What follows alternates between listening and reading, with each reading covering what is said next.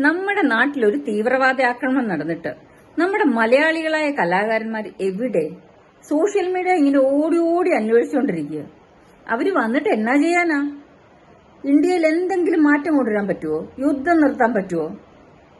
സ്വന്തം മേഖലയിൽ സ്ത്രീകൾ ലൈംഗിക അധിക്ഷേപം നേരിട്ടിട്ട് എന്ത് ചെയ്യാൻ പറ്റിയവർക്ക്? ഇനി അവർ ഈ രാജ്യത്തിന് വേണ്ടി എന്ത് ചെയ്യാനാ? പക്ഷേ ഇവരെല്ലാവരും അങ്ങ് ദൂരെ കിടക്കുന്ന ഗാസയ്ക്ക് വേണ്ടി നിലവിളിച്ച ആൾക്കാരാണ്.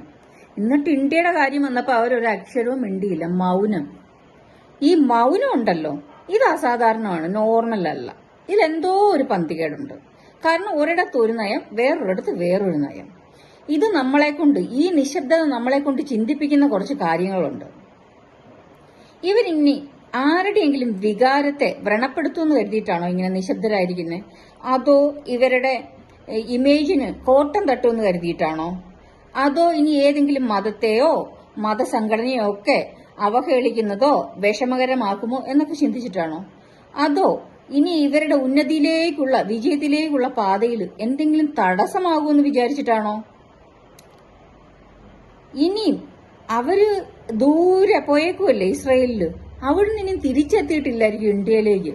തിരിച്ചെത്തിക്കഴിഞ്ഞാൽ ഒരുപക്ഷെ അവര് പാകിസ്ഥാന്റെ കാര്യത്തിൽ ഇടപെടുമായിരിക്കും.